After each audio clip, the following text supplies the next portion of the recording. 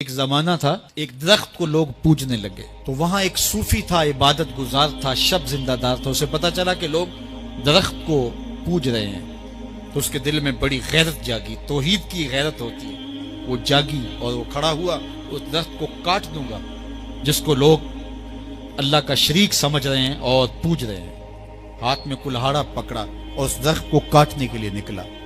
راستے کے اندر شیطان کھڑا تھا، اس نے کہا میں تو نہیں جانے دوں گا، اور شیطان نے راستہ روکا، اس نے پٹک کے شیطان کو زمین پہ مارا اور اس کی چھاتی پہ بیٹھ گیا۔ شیطان بہت مکار ہے اور وہ ہر ایک کو ایک طریقے سے نہیں لوٹتا، اس کے بڑے مکر و فریب اور دجل و تلبیسات ہیں۔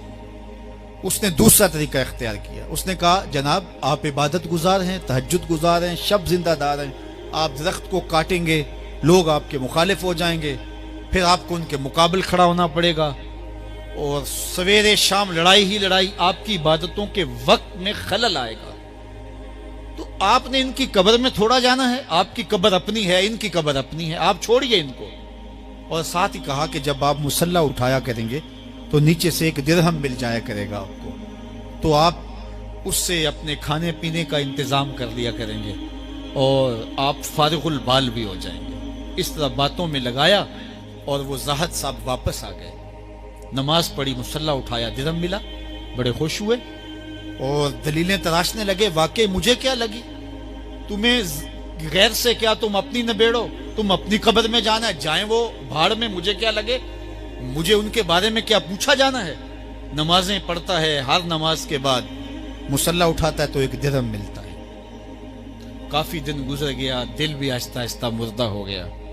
ایک دن مصلی اٹھایا تو کوئی درہم نہیں نکلا، پھر دوبارہ کلہاڑا اٹھایا، اٹھا، رستے میں پھر شیطان کھڑا تھا، کہا کدھر جا رہے ہو، کہا درخت کو کاٹنے جا رہا ہوں۔ شیطان نے کہا میں تو نہیں جانے دوں گا۔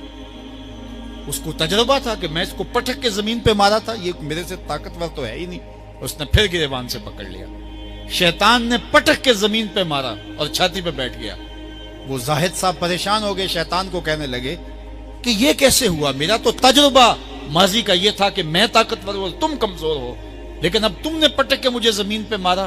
تو کہا صاحب اس دن تم اللہ کی رضا کے لیے جا رہے تھے، آج تم درہم کے لیے جا رہے ہو۔ تو جب عمل میں خلوص نہیں رہتا تو پھر عمل نہیں رہتا، عمل میں قوت نہیں رہتی، پھر سجدے بے روح ہو جاتے ہیں، نمازیں بے ذوق ہو جاتی ہیں، صفیں کج دل پریشاں، سجدے بے ذوق کہ وہ جذب اندروں باقی نہیں۔